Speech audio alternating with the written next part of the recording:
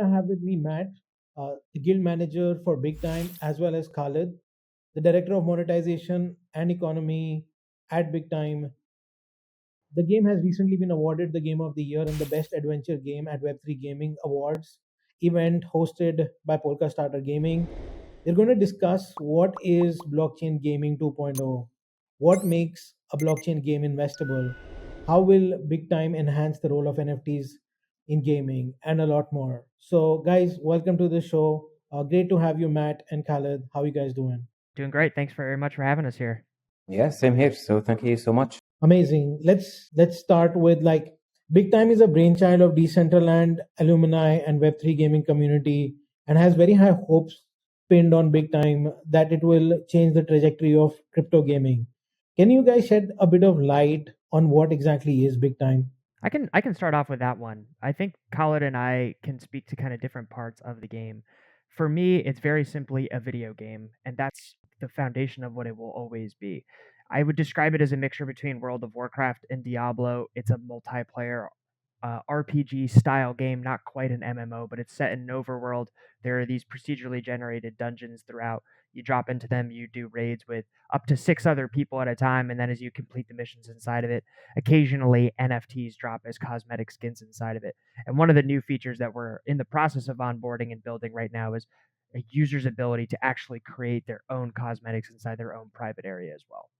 Yeah, that's awesome. Khaled, do you want to add something here? I think Matt really did a good job on touching on all the subjects. So one thing that we are really focusing on is that how could we improve the user experience using blockchain and crypto? So that's what we're really trying to do. You know, what we've seen with other games is they tend to do so much with blockchain, so much with crypto, and maybe that might not benefit the user at the end. So what we're trying to do is just looking at the user experience in the current free-to-play games, and then we're thinking, how could we add a plus one to it exactly?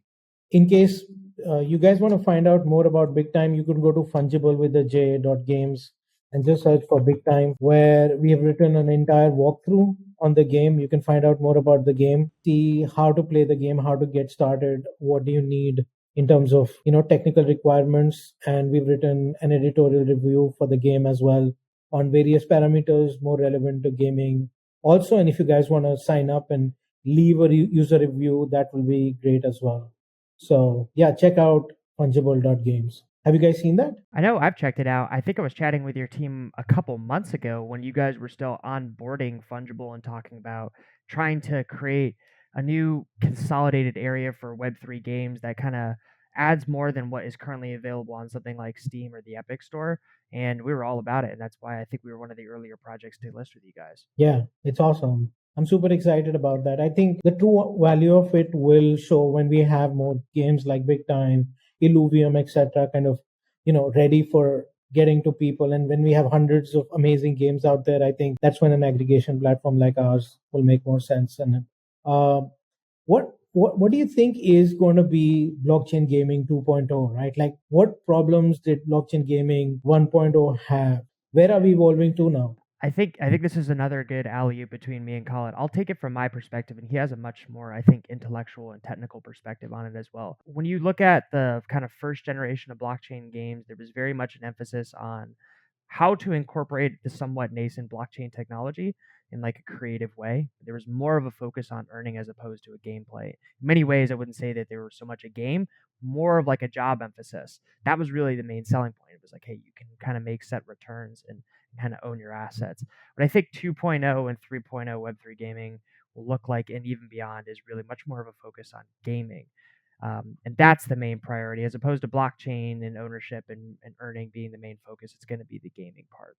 And part of the reason why the blockchain kind of came first before the gaming is games take a long time to make. They take years. I think coming out with a really comprehensive, enjoyable game at the fastest takes about 3 years, and oftentimes you're looking at 3 to 5. Whereas most of the blockchain was kind of available earlier. So as we kind of keep going forward in time, the gameplay is just going to keep getting better.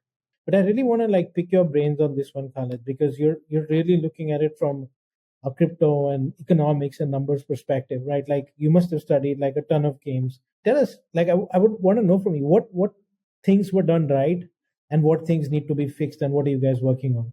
Sure. So when the conversation started about Generation 1 versus Generation 2 of blockchain game, of Web3 games, so the issue with Generation 1 is that the majority of the user base is there to make money. And what ends up happening, if you just purely look at the money flowing into the ecosystem and out of the ecosystem, what ends up happening is any dollar that is coming in is expected to go back out $2 or $1.20, something like this, just a profit on top of that. And this essentially is not sustainable. And what ended up happening is that these developers kept adding these mechanisms, staking and DeFi stuff, hoping to solve the sustainability issue. But in the end of the day, the simple way to fix it is just fix the money flow. Some money needs to be coming into the ecosystem that is not looking to profit from whatever they put in. All of these will not solve the issue. The only way to solve the issue is to have people who are into the ecosystem, who are willing to spend money, but are willing to do that to get experience. So something similar to free-to-play games. You've seen people who are, especially on mobile, these players that they are called whales, essentially. They are willing to spend thousands, tens of thousands, sometimes hundreds of thousands of dollars just to get that experience. And most of the time, this experience comes in status. So I'm willing to spend because I want to get the status in game, I mean, people are willing to do that in real world, buying these Lambos, these yachts and whatnot, just to show off the status, So it's not a weird idea for players to do that in the game. So what we're trying to do with Generation 2 is that we need to add, or the majority of the users in our game should be willing to put in money to get experience, but not to pull money out of it. That's why we're really putting emphasis on cosmetics. And the entire game is built to be a canvas for players to show off their cosmetics. So that's essentially how we're looking at it. We're really looking at the end user and the user who's willing to put in money for the experience, and let's tailor something for them. Right. They would want true ownership. They wouldn't want to invest in something where we could tell them, your account is banned, or you cannot sell your assets once you want to leave the game. So that's basically in a nutshell. But then how the comparison is.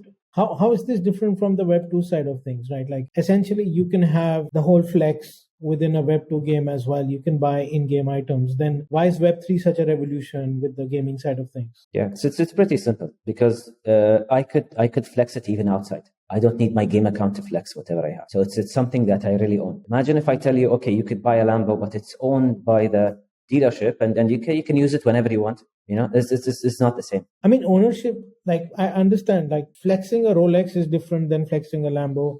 I mean, in terms of an asset side of things, right? Like a Lambo is a depreciating asset, but a Rolex could be an appreciating asset. Both have a different flex to it. Like, are these game assets not becoming investable assets anymore? Like, do you still feel the same about them? Or they're just things that you keep as a memory, which may have value to you because you earn something at a certain level, but don't have value for the world in general. So your personal value doesn't give it like a global asset value. So I could just tell you something about this is that our NFTs have max supplies. So for example, let's say there is a golden hat. It could be a 1 out of 1. No one could have that. Okay. So these assets are cosmetics and these are the ones that are built to bring in the money flow for experience. However, we do have another class of assets that are our spaces, which are simply our version of virtual lands. We have utility NFTs, which are these factories that you can hook into the spaces and would give you the ability to craft these cosmetics. Then we have hourglasses, which is essentially allow you to earn the token. So we do have other classes for NFTs. However, right. The main thing, the thing that is taking all our focus is how could we give these cosmetics value so players are willing to put in money into the ecosystem. Because if the only class we have is these producing assets, what ends up happening is everyone is a producer and the economy will fail. Right. It's interesting. So what you're essentially doing is breaking down various stakeholders within your game and saying, hey, if you want to be a more serious game player, then you win these specific NFTs, which is your rewards, and you can feel great about it. But if you want to sort of be a little passive and kind of do things where you're earning some tokens on the side and you don't want to be like getting rewards for your achievements, but more like getting an income out of it, you've incorporated that as well. And that is not so much flex, but it's more like, like you wanting to play the game and be an investive stakeholder within the ecosystem. I think that's fascinating. I haven't seen that kind of worked out in a lot of economies, in a lot of microeconomies within games. So yeah, I find that super interesting. I want to see. Do you have any like things that you can share in terms of how this is being perceived by the community at this moment? These ideas. It's been going pretty well. We've done a couple announcements. So obviously we kind of rolled out the graphics, then the explanatory items that go into the much more technical part of it. But then we also did some kind of direct community engagement on both Discord and Twitter, and then on Twitch as well, kind of explaining things. And people seem pretty excited. We could see some people return into the game. A lot of new users get into the game. We um, about 1,000 new users we added in just on Thursday alone. So that was for a game that's still in pre-alpha, pretty significant. We can tell from the sentiment that it's going over pretty well. One of the things I think we do a little bit differently is we have to onboard features kind of incrementally. So we did release a lot, for example, in this past week of being able to start accessing your space. That's not all that you're going to be able to do. You're going to be able to start doing a lot more. The full crafting things and the actual implementation of all aspects of the economy is we're probably on step one of several here. So, but overall, the sentiment has been pretty freaking positive so far. That on top of the good gameplay, I think is going over pretty well. Yeah. I could add just one more point Yeah, to Matt, if you don't mind. Yeah. please. So Yes. what's happening now is that the NFT or Web3 player type investor, okay, is becoming much more savvy than before. So the first thing that they ask themselves is, okay, where will the money be coming in from? You know, before we used to, okay, let's buy and then everything is staked and then everything is just increasing in value, but we're not sure where the money is coming from, but we're hoping that we're going to make money. Now that they're really serious about it, they know what are the pitfalls, and they always ask, okay, where is the money coming from? And in our model, it's very clear. It's very clear where the money is coming from. It's very clear what you're building. You know, we're not trying to come like bring money into existence from nowhere. No, we have this class of user. If we build what we're promising to build, then they will be willing to put in money into the ecosystem. So what ends up happening is it's very transparent. Okay, this is exactly what I'm going to build. This is my factory. I'm building for these type of players.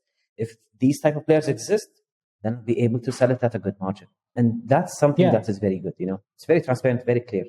It's working on that saying, right? Like if you don't know where the yield is coming from, then most likely you are the yield itself. So if you know where it is coming from, then it's fine. Like I kind of felt that in one of these projects like crypto.com, which we've been covering quite a bit, right? Like having spoken with the guys from Celsius and the other platforms that kind of went down, and they were like, no, we're actually, getting yield from these various sources.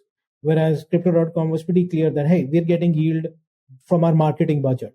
Like it was clear that, hey, we need to reach a certain number of user base and it's coming from our marketing budget. Post that, we will kind of reduce it and stop it. And that made more sense to me is because, hey, like at least I have straight up information that you're not messing around with the money. You know how much user you want to get, how much you want to spend on that, and it made more sense in that sense. Like of course the example is kind of different, but yeah, it does answer the question. Like within the gameplay economy as well, if there is more clarity, it just makes it easier for people to kind of trust the ecosystem more, because you can then track all the numbers and see everything there on the blockchain as to what's given out and number of players you have and the movement you're happening. The complementary effect to the understanding of it is the palatability of it. So I think one of the things that Big Time does very differently is it's I would argue it's almost Web 2.5. It needs to appeal much more to a Web 2 type gamer to help transition them into something that they may not have experience with or trust with.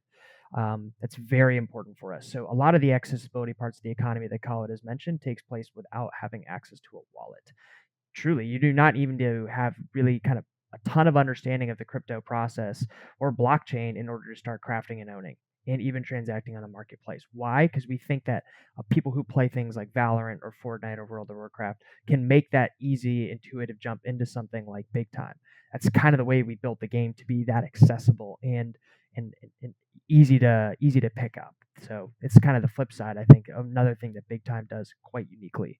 Yeah, I think mass doesn't care if it is Web 2, Web 3, Unreal, Unity, whatever. A great game is a great game, right? So why do you think that traditional gamers will be excited about Big Time, and how does your team's traditional gaming experience help with the making of the game and growing of this particular ecosystem? I can start with that one. So I would argue that Big Time kind of directly addresses the two biggest problems, or excuse me, the biggest problems that Web 2 and Web 3 gamers own or face. I think, in my personal opinion, that Web 2 gamers' biggest problems is they don't own their in game items. right? They spend a lot on skins, on whatever it may be. They don't own them. They reside inside of that game ecosystems. They can't transact them, move them, change them, or move them to another platform, similar to that Lamborghini example Khaled was just mentioning. And then on the Web3 side, I think the biggest problem that gamers had was the game stunk. They're pretty bad.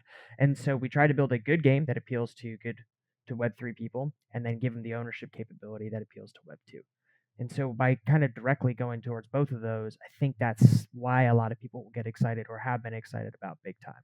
What do you think makes Web3 games worth trying, right? Like, what have you changed that makes Big Time stand out from the rest of the gaming ecosystem? So in terms of from a lens of a Web3 person, the money flowing into the ecosystem is very clear and it's very different. Like that's the way I would summarize it, and that's how it might look very appealing to any Web3 player. On top of that is what we're trying to do also is that we're trying to even gamify it. So even the crafting system, we added a lot of systems to also gamify it, making it not like a simple, you go in and then, I need to press my button for the day, and that's how I utilize my NFTs. No, you really need to look at the market. You need to really strategize. You need to really look into your factory setup and think it out and essentially just gamify the entire experience for the Web3 players. Super cool.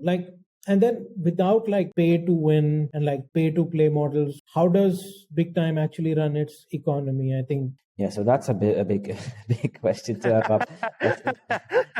How much time you got? Yeah. I could keep it brief. So essentially, as I said, our game is purely built on cosmetics, and the game is built to be a canvas to flex with your cosmetics. And the crafters who are limited, so there is only a specific set of players with spaces, which are land, who can craft these cosmetics. So that's essentially how it works. Now for the earning, we also have the hourglasses, which are also limited. So whoever has the hourglass could produce time tokens, and then the players who can spend time tokens are everyone. So it's a very simple mechanism of, you have limited people who can supply, and you have essentially unlimited players who can spend it, or just as much as the player base, essentially. So whenever we grow our player base, the demand will increase for the token, but the supply will remain the same. On our wiki, we have everything about the economy there, and it's very clear our philosophy behind it and how and why we designed the systems that we have in place. Interesting. From a player perspective, you have aesthetically this thing called space. I can pull up some imagery of it. I'm not sure if we're still doing the screen sharing part, but you have this private area. Let me pull it up because we did a patch of it recently and did a playthrough. Khaled, Matt, guys, do Web3 games really need a gaming token? Short answer is I don't think so. You don't need a token or a coin to make a successful game. That's for sure. There's been tons of successful games up until now that did not need a coin. But to take advantage of all the things that blockchain can do for users, it needs a token in some capacity. It needs some sort of enforced scarcity that creates supply and demand for ownership of items inside of the game. And a lot of that can be underpinned by a token or an economy. And so it enhances the user's perspective. It's not a requirement. In fact, there's going to be a significant size of the big time population that does not use a token. They don't want to craft. They just want to do some moderate upgrades. They're actually an incredibly important part of our economy, right? We don't need everybody producing something and trying to extract value, similar to what Khaled just mentioned. But sometimes we want people to just enjoy big time, to play it. And on top of all the economy development, it's incumbent on our team to make something that's worthwhile to spend time into, to buy something to upgrade into, actually that it's a place worth flexing on. Okay, so let me address the issue of from an economy designer standpoint. So what is a crypto token or a blockchain token? The way I look at it is whenever you're designing an economy, you need to have certain components that could come in the form of resources, and each of them should represent something. Okay, so for example, let's say in free-to-play games, you have a resource that is, let's call them gems, which are the premium currency that you buy from free-to-play games. So this one it represents a resource that is has a premium value to it that is tied to the revenue of the company. So when we look at tokens, in our case, which is so it depends on game to game, but in our case, we look at them as commoditizing players' effort. Okay, so when we're looking about tokens, essentially the answer is it depends from game to game. Now, from an economy designer standpoint, we need to have certain components in the economy that represent different stuff. Okay, and I know this is a bit of a vague answer, but for example, in our game, we look at token as a way to commoditize players' effort. Okay, so let's say I'm a player who's not willing to grind, and then they have another player who's willing to grind. So how could he facilitate that service? Is through the game token. In our case, actually, time token represent two things. So one is the effort. So I need to be playing the game to generate it, but at the same time, I need to have an hourglass. So essentially, what this makes it is like it's like premium effort. So I own an NFT that is an hourglass. Plus, I'm willing to put in the time, and that's how the token is generated. So our economy needs these type of things, and that's why we have this token. Why do you think the token value would appreciate? Yeah, so this is a pretty straightforward thing. Also, like I said, our way to go is we need to keep it very simple. We need to keep it very transparent, and that's how things will work. In blockchain games, you have a lot of systems, you have a lot of things going on, and it's very hard to have a failure in the system and not noticing it just because of the sheer complexity of the thing. So for us, it's very simple. The players who can produce time tokens are limited to those who have hourglasses. Hourglass is a limited supply NFT. Essentially, whenever the user base increases, whoever can produce time token, the number is fixed. Okay. However, all the players can spend time tokens. So what this essentially creates is that the dynamic of whenever the user base increases, the suppliers of time token is limited. Therefore, that's how the value capture is going to work. So it's all built around, can we build this game to bring in a lot of audiences to spend the time token or not? Once these tokens are spent within the game, is there a point at which it comes back to the big time organization? And is there like a reward system or a burn system here as well? Yeah, so we have no mechanism to get the time token for us as big time. Whatever is spent is burnt completely. Oh, okay. So it's all Yeah, burned. it's burnt and generated. So that's Okay. how it is. So it remains an unlimited supply at the end of the day. There is an arbitrary number, yeah, but it's so high that it will never be reached. But the value should come in when the supply or the daily minted amount is less than the burnt. Interesting. So the token that you've created within the game, it's not a trading token at all. Like you cannot take it out and trade it, is it? No, you can outside the ecosystem. You surely can. It's like a very standard crypto token. ERC20 basically. Yeah, exactly. So, Matt, do you think we can learn how this works? Like, can we see visually gameplays and stuff? How people can get more involved in it? But what I can do is I can show kind of two things. Is just kind of the standard gameplay where you can see of some people just running through some of the new areas inside of Big Time. And then I can also show the kind of individual area which we call space. That's like our take on land. Inside of that land are these. Eventually, you can use these utility NFTs, forages, armories, and time wardens that Khaled has just mentioned. That allows you to actually make your own cosmetics in the future. It's a capability that's not capable right now, but it's something that is coming. Um, but yeah, this is what big time looks like in the overworld part of the game. So you kind of start off in this overworld, and sorry, let me skip ahead here. These are guys running to a nearby dungeon. You can see like the overworld looks pretty different. It's not quite like an MMO in the true sense of the world, but it's a pretty dang expansive part of the game. I think it's about a half hour end to end when you're running across. And the combat inside of it, skipping ahead here, just on this Twitch stream, you can see this is what the combat actually looks like. On the left hand side are the 6 total players in the party who are kind of all working together. On the audio part, you can hear them kind of talking smack to each other. But this is where the combat is actually turned on, and they're completing a mission right now. Here's an example of some of the combat. And if you're playing at this point and you have a time warden enabled, like what Khaled mentioned, you'd be able to collect the token. Occasionally, it would drop during missions such as this, and then some other cosmetic NFTs can drop during combat like this, and that's for every type of player. Anybody can collect a cosmetic NFT or a skin inside the game here. And so you complete these missions, then you can bring it inside of your space. So space is your own private area, and it's a little bit of a different take because you can access it kind of anywhere inside the game, and you can invite people into it, or you can go into it just on your own. It's your own private area, And then on the outside of these rooms, you can see here is what the floor plan of one of these spaces looks like. You can decorate the inside of it, but then you connect these time wardens, these forges, these armories to the outside of it, which are their own kind of separate areas that allows you to kind of mix ingredients together to make a hat, to make a weapon, to make a chess piece, something like that. How is this different from a metaverse? Isn't this like a metaverse itself? We call it the personal metaverse. Yeah. So that's definitely it's definitely a take on it. Yeah. This particular space is the personal metaverse. The gameplay is the gameplay. Correct. Because here people can interact with each other. This space is called a personal metaverse, right? Correct. So in that part that we were just showing before where there was combat going on, that's just a part of the game. Anybody could ostensibly go to those areas, although they are procedurally generated during the dungeon parts. This is your own private area. You own this area through and through. And whether you found the space from the game or you purchased it, like that's your own private area. It looks very sparse right now, but you can find NFTs or other items to like decorate and customize it. So I've seen some users already putting together things like a library or an angry or like a sitting room area, something like that. The limits are really just kind of only going to come from the player's imagination. That's kind of the long-term vision of Big Time is how we're able to create this ecosystem for both Web 2 and Web 3 friendly people is that you can eventually move your NFTs outside of Big Time, mint them onto a variety of different chains.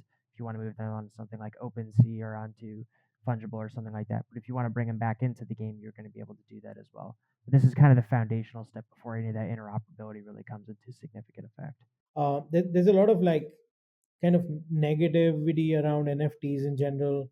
Like some gamers feel like it's like the way publishers make big money. How does how does Big Time work towards trying to change this narrative?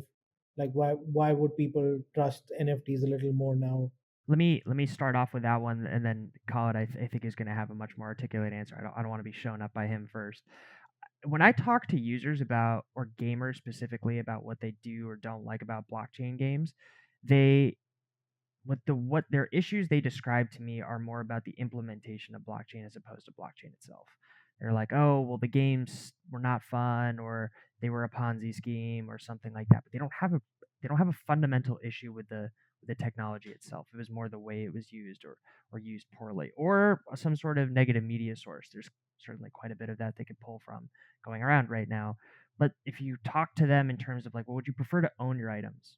Would you prefer that you could buy, sell, modify, move things across different types of games and ecosystems? They're all like, yeah, of course I want to be able to do that. That's the dream. It's like, okay, well, that the foundation for that needs to take place on blockchain. That's how that foundation happens. And if you kind of go through that deductive reasoning that way, I think a lot of people are much more friendly towards it.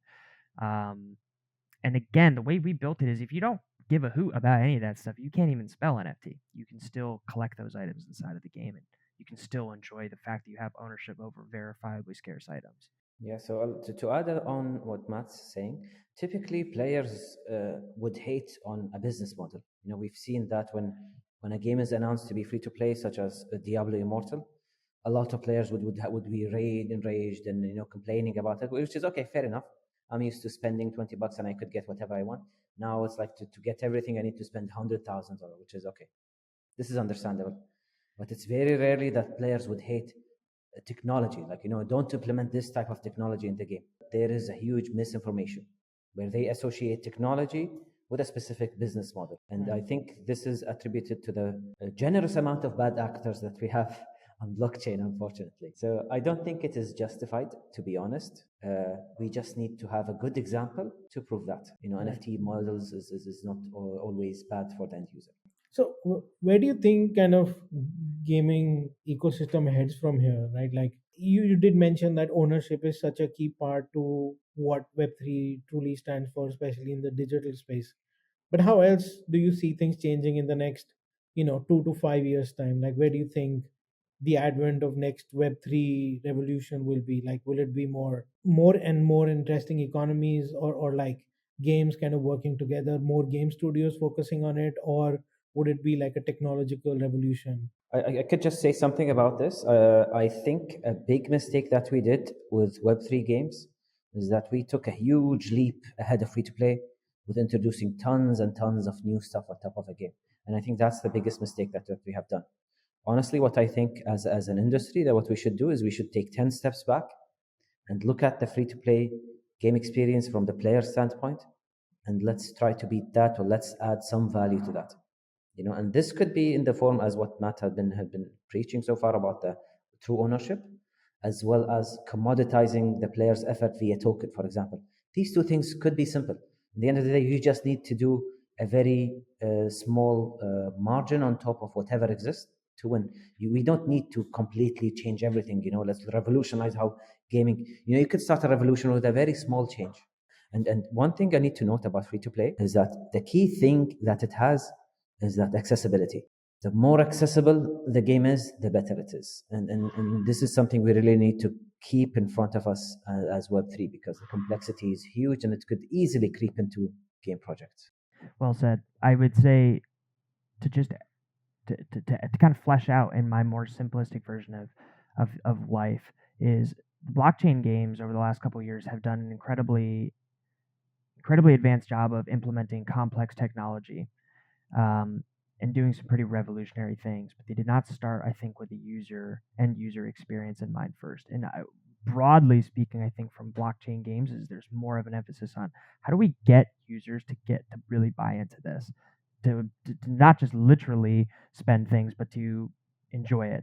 And you've seen some pretty innovative ways of getting around it. Immutable X has their own way of getting people to start interacting with NFTs. Reddit came out with a bunch of NFTs as well, but they don't call them that. So they've even changed the name. So they're all about trying to get people to get off of their normal pattern of behavior. Maybe they have some strong aversion to NFTs, and it's so easy for them to play some other high quality games. You got to be able to provide them that value added in a way that's not going to take them hours or days in order to be able to log in.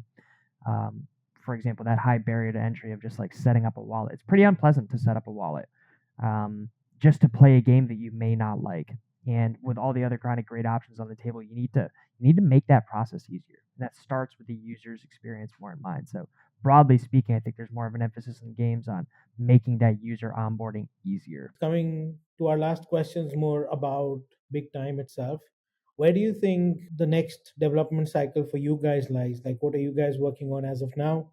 And also, like, there was a mention of some airdrops and like token drops in your announcements before. What is all that about? Like, where can we kind of get these airdrops, and like, what does one need to do for them? Let me start off with that one, and then about what we're working on next, and then let Khaled add on to that, and then talk about the airdrop because he was responsible for a lot of that onboarding.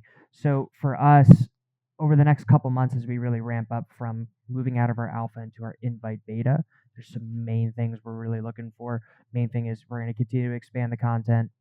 We're going to continue to add to that personal metaverse capabilities. And the next big patch for us, you're going to be able to start crafting. That's still a few months away. So going through that process of what does that look like? Also fleshing out what the sharing part of our economy looks like as well. I've got space, other players don't. How do I transfer that to them so that they can start collecting and crafting on their own?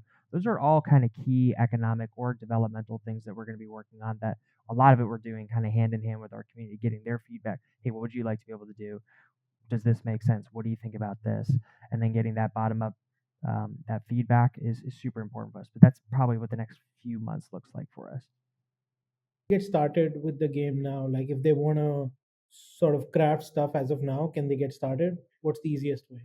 They can start collecting the items right now. So, and that looks like a couple things. You get access to the game through either a big time person or through a guild or kind of a streamer. For us, we give out those Ruby passes pretty liberally. So if you're just an active member, you get access. And when you play the game, even if you're a total noob, you spent $0 inside of big time, you can find a cosmetic. If you and you can put it on the marketplace, or you can use it. If you want to start building the foundations of that production side of the economy, you got to go get space. You got to probably go get some utility NFTs as well. They drop in game, but they're very, very rare. And so, like, if you want to be more of a focus on that and that crafting in the future, then it probably starts with, for example, our sale that's next week or on that marketplace. Awesome. Yeah. What's the price of the crafting NFTs in the sale? The holiday, well, before we kind of segue into that one, the space, the land, I think the floor price for kind of our smallest one is like $82 right now, and they go up to about 3,500. The armories and forges that are currently on the marketplace vary somewhere around $200 up to I think about $800 for the Time Wardens in the secondary market. It's been a couple days since I checked the prices, but for our next sale, I think we're selling them for 49.99. Yeah, I think that's reasonable, especially for people who want to be crafting stuff. Yeah, Khalid, can you also like kind of take us through the airdrop strategy and how people can kind of get more involved from the community perspective and with the game as well? Sure, sure. So about the airdrops, airdrops have been something that we always wanted to do at Big Time. However, not having the economy, fully fleshed out and issuing airdrop would be reckless. So what we had to do is we really finished all the design of the economy, know exactly the quantities, the max supply of all different components of that we have. Now that all of this is out of the way, we wanted a way to give back to the community.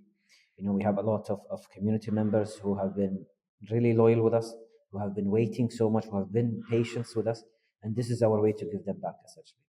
So the way the airdrop system works is that it's not going to be just a one-time thing. We're thinking about it as like a monthly thing that should start at the first quarter of next year, and then every month there should be an airdrop. So what will be airdrop are utility NFTs, which what Matt just mentioned, plus time tokens that will be used to kickstart the economy once the game is live. The way for you to be eligible for these airdrops is that we have something that we call a point-based system. So we look at an account, we look at all the NFTs that they have that are related to Big Time, and depending on the class of NFT, rarity, and things like that, they would contribute points, and these points would determine what tier of reward you would get each month. So, for example, if I have an epic space compared to a rare space, an epic space would attribute more points. If I have a cosmetic NFT compared to, let's say, a utility mystery box, then the utility mystery box might contribute more points. So we're looking at type, quantity, and rarity. That's perfect. Thanks. Thanks for all the information, guys. I think I'm super excited about the project. I really want to start playing it now. I really like the demo, and I'd seen it like I've seen basic demos of it, but kind of going through with you guys and understanding everything behind the thought process of building this. Now you're going around kind of building the community and the economy to make it more sense and more, reasonable to survive and sustain and yet evolve. It's gonna be really interesting to see how this plays out. Appreciate your time, Matt, Khaled. Like you guys have been awesome. Thanks for taking the time to speak with us. It's been a pleasure. Thanks for having us on. Yeah, thank you very much. It's been a pleasure. Awesome.